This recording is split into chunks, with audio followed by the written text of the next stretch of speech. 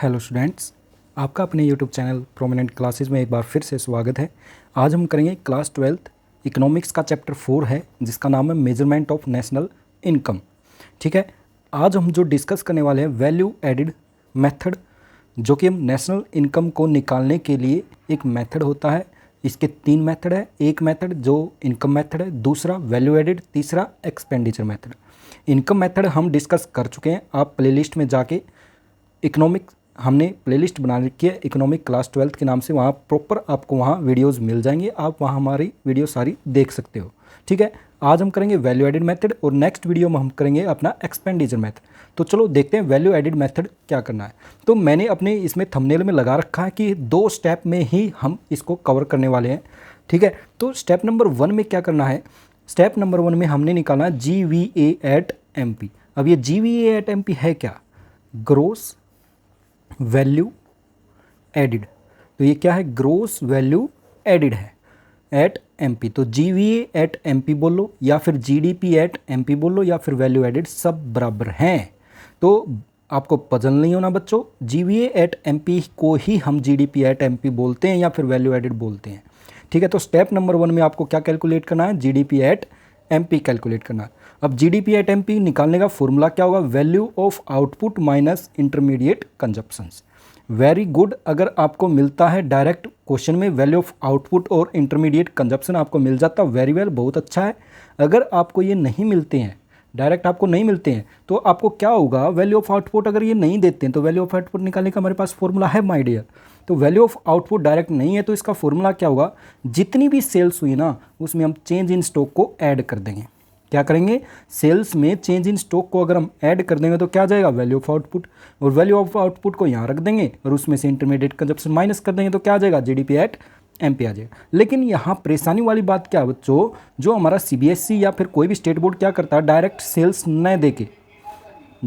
ना देके कुछ और दे देता है। और वो क्या होगा? आपको कह देंगे भाई जो भी यूनिट्स हैं उनका प्राइस ये है और इतनी क्वांटिटी है, तो आप प्राइस और क्वांटिटी को मल्टीप्लाई कर दोगे तो क्या आ जाएगा? सेल्स आ जाएगा। ठीक है, और कई बार क्या होता है, चेंज इन स्टॉक डायरेक्ट ना देके क्या कहते हैं, चेंज इन स्टॉक को क्लोजिंग माइनस ओपनिंग स्टॉक। तो आपको ये डायरेक्ट ना देके क्वेश्चन को टफ बनाने के लिए क्या दे देंगे? क्लोजिंग स्टॉक और ओपनिंग स्टॉक। अगर आप क्लोजिंग में से ओपनिंग माइनस कर दोगे तो क्या जाएगा? चेंज इन स्टॉक आ जाएगा। ठीक है, और प्राइस इंटू क्वांटिटी कर दोगे तो क्या आ जाएगा? सेल्स आ जाएगा। फिर इनको दोनों को जोड़ दोगे तो वैल्यू ऑफ आउटपुट आ जाएगा। और फिर वैल्यू ऑफ आउटपुट में से इंटरमीडिएट कंजप्शन माइनस करते ही हमारा क्या आ जाएगा? GDP at MP। अब यहाँ नोट करने वाली बात क्या है, आपको नोट करनी है बच्चों, मैं स्पेशली बोल रहा हूँ। इंटरमीडिएट कंजप्शन क्या होता है? डायरेक्ट अगर ये नहीं दे रखा है तो इंटरमीडिएट कंजप्शन क्या होता है? Domestic purchase plus import. यानी कि हमने अपनी कंट्री की बाउंड्री में जो भी चीज़ खरीदी है या फिर हमने दूसरे देश से जो भी मंगवाई है, उन दोनों को ऐड कर दें तो क्या आ जाता है? इंटरमीडिएट कंजप्शन आ जाता है। ठीक है, तो इंटरमीडिएट कंजप्शन होता क्या है? कोई भी हम अगर प्रोडक्ट बनाते हैं, उस प्रोडक्ट को बनाने के लिए स्टार्टिंग से लेकर एंडिंग तक कितना खर्चा हुआ है, उसको हम इंटरमीडिएट कंजप्शन कहते हैं। अगर डायरेक्ट दे दिया तो बहुत अच्छा है, अगर डायरेक्ट नहीं दे रखा तो ये जरूर होगा। डोमेस्टिक परचेज प्लस इंपोर्ट कर दो तो क्या आ जाएगा? इंटरमीडिएट कंजप्शन आ जाएगा। कई बार क्या होता है, सेल्स भी नहीं होता, प्राइस और क्वांटिटी भी नहीं होते, होगा क्या? आपको मिलेगा ये। ठीक है बच्चों, ये क्या होगा आपका? तो आपको जो है ना, सेल्स जो है डायरेक्ट ना देके, प्राइस इंटू क्वांटिटी ना देके डोमेस्टिक सेल्स दे देंगे और एक्सपोर्ट दे दें। तो आपको करना क्या? डोमेस्टिक सेल्स और एक्सपोर्ट को ऐड कर दो, क्या आ जाएगा? सेल्स आ जाएगा। ठीक है, तो दोबारा से मैं फिर बता रहा हूँ, स्टेप नंबर 1 क्या करना, आपको GDP एट MP निकालना है। वो निकालने के लिए क्या करोगे? वैल्यू ऑफ आउटपुट में से इंटरमीडिएट कंजप्शन माइनस कर दोगे। अगर वैल्यू ऑफ आउटपुट डायरेक्ट नहीं है तो आपको जरूर मिलेगा sales plus change in stock. इन दोनों को ऐड कर दोगे तो क्या आ जाएगा? वैल्यू ऑफ आउटपुट आ जाएगा। फिर इसमें रख के इसमें से माइनस कर देंगे। तो कई बार क्या होता है, सेल्स ना देके प्राइस इंटू क्वांटिटी, तो प्राइस होगा, क्वांटिटी होगा, इन दोनों को मल्टीप्लाई कर देंगे तो क्या आ जाएगा? सेल्स आ जाएगा। चेंज इन स्टॉक डायरेक्ट नहीं दे रखा तो क्लोजिंग माइनस ओपनिंग स्टॉक होगा, इनको माइनस कर दो तो क्या आ जाएगा? चेंज इन स्टॉक होगा। तो नोट क्या करना है? इंटरमीडिएट कंजप्शंस में अगर नहीं दे रखा डायरेक्ट तो डोमेस्टिक परचेज में इंपोर्ट ऐड कर दो तो क्या आ जाएगा? इंटरमीडिएट कंजप्शन आ जाएगा। और काफ़ी बार क्या होता है, प्राइस भी नहीं होता, क्वांटिटी भी नहीं होता, सेल्स भी नहीं होता, तो क्या होगा? डोमेस्टिक सेल्स और एक्सपोर्ट। तो डोमेस्टिक सेल्स और एक्सपोर्ट को जब आप ऐड कर दोगे तो क्या आ जाएगा? सेल्स आ जाएगा बच्चों। तो यहाँ डबलिंग से बचना बच्चों। अगर आपको डोमेस्टिक सेल्स भी दे दिया और सेल्स भी दे दिया तो आपको ये नहीं काउंट करना, फिर ये काउंट करना सेल्स, क्योंकि ये तो इसी का पार्ट है, इसी के अंदर आ जाएगा। ठीक है, तो चलो देखते हैं आगे स्टेप नंबर 2। आई होप आपको स्टेप नंबर 1 अच्छे से आ गया होगा। स्टेप नंबर 2 की तरफ बढ़ते हैं हम। स्टेप नंबर 2 में क्या है, हमको नेशनल इनकम निकालनी है। ठीक है, नेशनल इनकम को क्या बोलते हैं? NNP at FC, net national product at FC, ठीक है। तो GDP एट MP तो हमने निकाल लिया, अभी अभी निकालना। स्टेप नंबर 1 में क्या था, GDP एट MP ही तो था। तो GDP एट MP हमने निकाल लिया, नेशनल इनकम निकालना यानी NNP एट FC निकालना है, ठीक है। तो ग्रोस से नेट पे जाना तो क्या करेंगे, डेप्रिसिएशन को माइनस कर देंगे। अब देखो डोमेस्टिक से नेशनल पे जाना है, डोमेस्टिक से किस पे जाना है, नेशनल पे। तो हम क्या करते हैं, NFIO को ऐड कर देते हैं, ठीक है। और अगर हमें मार्केट प्राइस से फैक्टर कॉस्ट पे जाना तो माइनस क्या कर देंगे, NIT। तो यहाँ नोट करना बच्चों, जो NFIO होता है उसको क्या बोलते हैं, FIFA minus FITA, FIFA minus FITA. FIFA क्या है, factor income from abroad minus factor income to abroad. इन दोनों का जो गैप होता है क्या होता है, NFIO ही होता है।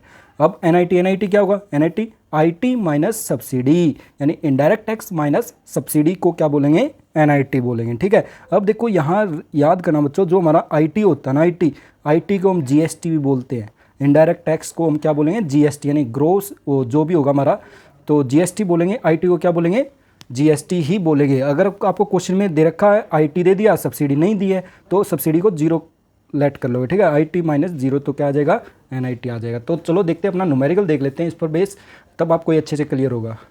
तो चलो देख लेते हैं न्यूमेरिकल। इसमें जो है ना, हमने कोशिश की एक ऐसा न्यूमेरिकल उठाने की बुक से जिसमें ये हमने जो भी दोनों स्टेप किए ना अच्छे से काउंट हो जाए हमारे। तो देख लो क्या दे रखा है, यूनिट ऑफ आउटपुट, जिसको हम क्या बोलते हैं, क्वांटिटी दे दिया, कितनी दी है, 1000। Price per unit output, price यानी कि हमको क्या दे दिया, P दे दिया, वो कितना है, 30 है। डेप्रीसिएशन यानी कि जिसको हम डेप बोलते हैं या फिर कंजप्शन बोलते हैं, वो कितना दे दिया, 1000। इंटरमीडिएट कॉस्ट यानी कि इंटरमीडिएट कंजप्शन डायरेक्ट दे दिया बच्चों। तो यहाँ पे इंटरमीडिएट कंजप्शन का कोई लफड़ा नहीं बचा हमें, भाई इंटरमीडिएट कंजप्शन का कोई हमने फॉर्मूला लगाना है। क्या फॉर्मूला बताया है इंटरमीडिएट कंजप्शन का, मैंने डोमेस्टिक परचेज प्लस इंपोर्ट वो बताया था। ये तो हमारा जब डायरेक्ट दे दिया तो इनका तो कोई रोल बचा ही नहीं, आसान हो गया हमारे लिए, एक स्टेप घट गया। तो कितना बच गया, 12000। अब देखो क्लोजिंग स्टॉक ओपनिंग स्टॉक दे दिया, तो क्लोजिंग ओपनिंग देने का इनका मोटिव क्या है, ये निकलवाना चाह रहे हैं चेंज इन स्टॉक। क्या निकलवाना चाह रहे हैं, चेंज इन स्टॉक। क्या निकलवाना चाह रहे हैं बच्चे, ये चेंज इन स्टॉक निकलवाना चाह रहे हैं। तो क्लोजिंग माइनस ओपनिंग दे दिया इन्होंने, तो क्लोजिंग 3000, ओपनिंग 2000। GST को हम क्या बोलते हैं, इनडायरेक्ट टैक्स बोलेंगे बच्चों। तो कुल मिला के GST क्या है, IT दे दिया, 6000 दे दिया उन्होंने, ठीक है। फिर उसके बाद NFIA डायरेक्ट दे दिया इन्होंने, फीफा माइनस फीटा करने की कोई जरूरत नहीं है, NFIA दे दिया 500। तो चलो देखते हैं जो भी हमारे पर्टिकुलर्स है इन्हीं के बेस पर। सबसे पहले स्टेप नंबर 1 में हमारा क्या रहने वाला था, स्टेप नंबर 1 में हमने क्या निकालना, GDP एट MP का फॉर्मूला क्या था, value of output minus intermediate consumption. अब वैल्यू ऑफ आउटपुट तो डायरेक्ट है ही नहीं बच्चों यहाँ, तो वैल्यू ऑफ आउटपुट नहीं है, तो उसका फॉर्मूला क्या बता रहा है, sales plus change in stock. क्या बता रहा है, sales plus change in stock, ठीक है। अब सेल्स, क्या यहाँ पे कहीं सेल्स दिख रहा है, सेल्स तो है ही नहीं, लेकिन हमने सेल्स का ही फॉर्मूला बताया था, प्राइस इनटू क्वांटिटी। प्राइस 30 है, क्वांटिटी 1000 है, 30 मल्टीप्लाई 1000। अब चेंज इन स्टॉक भी नहीं दे रखा कहीं पे, लेकिन चेंज इन स्टॉक का फॉर्मूला क्या है, क्लोजिंग माइनस ओपनिंग स्टॉक दे रखा, क्लोजिंग स्टॉक और ओपनिंग स्टॉक। तो क्लोजिंग कितना है 3000, ओपनिंग कितना है 2000, ठीक है। तो 30 और 1000 की मल्टीप्लाई करेंगे तो क्या जाएगा 30000। 3000 में से 2000 माइनस करेंगे बच्चों, क्या जाएगा 1000 आ जाएगा। तो 30000 और 1000 कितने हो गए, 31000। इंटरमीडिएट कंजप्शन कितना है, इंटरमीडिएट कंजप्शन इन्होंने दे रखा है 12000।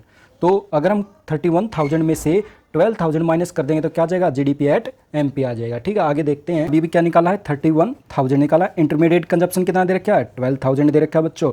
तो 31000 में से 12000 माइनस करेंगे तो कितना आ गया, 19000। तो हमने स्टेप नंबर 1 कंप्लीट कर लिया। अब हमारा स्टेप नंबर 2, जिसमें हमने क्या करना है, नेशनल इनकम निकालनी है, NNP एट FC। तो फॉर्मूला क्या बताया था, GDP हमने निकाला है तो ग्रोस से नेट पे माइनस डेप कर देंगे, डोमेस्टिक से नेशनल पे प्लस NFIA कर देंगे, MP से फैक्टर कॉस्ट तो NIT कर देंगे। आप देखो बच्चों, ये सोच रहे हो कि सर ये क्या कर रहे हैं, ग्रोस से नेट, डोमेस्टिक से नेशनल, मार्केट प्राइस से फैक्टर कॉस्ट। तो आपको जो है हमारी प्लेलिस्ट में हमने एग्रीगेट्स नाम से हमारा चैप्टर है, अगर आप एग्रीगेट्स वाली हमारी वीडियो देख लोगे ना, अच्छे से समझ जाओगे कि ये कैसे होता है। तो आप ग्रोस से जब भी नेट पे जाते हो ना तो डेप्रिसिएशन को माइनस कर देते हैं, डोमेस्टिक से नेशनल पे जाएंगे तो NFIO को ऐड कर देते हैं, मार्केट प्राइस से फैक्टर कॉस्ट जाते हैं तो NIT को माइनस कर देते हैं, ठीक है।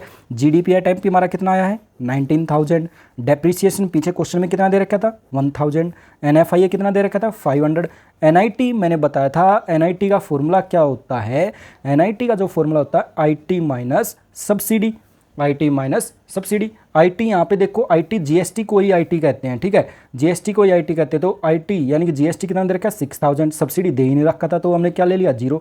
तो 6000 माइनस 0 कितना होगा 6000, तो एनआईटी कितना आ गया 6000 आ गया बच्चों, ठीक है। 19000 और 500 कितने हो गए 19500, 6000 और 1000 7000, तो 19500 में से 7000 लेस कर देंगे तो 12500 करोड़। देखो ये जो लाख में भी हो सकती है, करोड़ में भी हो सकते हैं बच्चों, ये आपके क्वेश्चन में क्लियर बोलेगा ये करोड़ में है या उसमें है, लाख में है। तो हमारा ये न्यूमेरिकल देखो हमने 2 स्टेप में किया, ठीक है। स्टेप नंबर 1, सबसे पहले हमने क्या किया, जीडीपी एट एमपी निकाला। उसमें क्या फॉर्मूला था, value of output minus intermediate consumption था। वैल्यू ऑफ आउटपुट के लिए डायरेक्ट नहीं दे रखा था, तो हमने क्या लगाया, sales plus change in stock किया। सेल्स भी डायरेक्ट नहीं दे रखा था इसमें, तो हमने क्या लगाया, प्राइस इंटू क्वांटिटी लगाया। Price into quantity, change in stock भी डायरेक्ट नहीं था, क्लोजिंग माइनस ओपनिंग लगाया। तो हमने ये सोल्व कर दिया बच्चों, जीडीपी एट एमपी, फिर जीडीपी एट एमपी हमने सोल्व किया, एनएनपी तक जाना है तो ये हमने लगा दिए, तो 12500 हमारा आंसर आ गया। तो यहाँ पे नोट क्या करना बच्चों, जो हमने स्टेप नंबर 1 किया था ना, step number 1 GDP at MP, तो स्टेप नंबर 1 ये भी हो सकता है हमारा, अगर आपको क्वेश्चन में दे रखा है value added by primary sector, value added by secondary sector, value added by tertiary sector, अगर आपको तीनों सेक्टर्स की वैल्यू एडिड को ऐड कर दोगे तो क्या आ जाएगा, जीडीपी एट एमपी। लेकिन डिपेंड किस पे करता है कि क्वेश्चन में दे रखे हैं या नहीं दे रखे हैं। अगर क्वेश्चन में डायरेक्ट दे रखे हैं primary sector, secondary sector, tertiary sector, तो तीनों को ऐड कर देंगे तो क्या आ जाएगा, जीडीपी एट एमपी आ जाएगा। तो यहाँ पे जो हमारा दूसरा मेथड यानी कि वैल्यू एडिड मेथड हमारा कंप्लीट हो गया है। तो आई होप आपको ये अच्छे से समझ में आ गया और हमने भी बिल्कुल पॉइंट टू पॉइंट कराने की कोशिश की है। तो आप हमारे इंस्टाग्राम चैनल को भी फॉलो कर सकते हो, क्योंकि वहाँ पर आपको जो भी हमने यहाँ किया ना, ऐसे कैसे पीडीएफ नोट्स आपको वहाँ मिल जाएंगे, ठीक है। तो आप हमारे इंस्टाग्राम चैनल को भी फॉलो करो। अगर आपको हमारे इस मेथड से कोई भी क्यूरी है, कोई भी चेंज करवाना चाहते हो, या फिर मैंने कोई गलत कर दिया तो आप कमेंट बॉक्स में बता सकते हो, या फिर कोई पर्सनल मैसेज है तो आप इंस्टाग्राम पे जाके भी बोल सकते हो, ठीक है। तो प्लीज़ इस चैनल को ज़्यादा से ज़्यादा शेयर करें, लाइक करें और कमेंट करें। Thank you so much.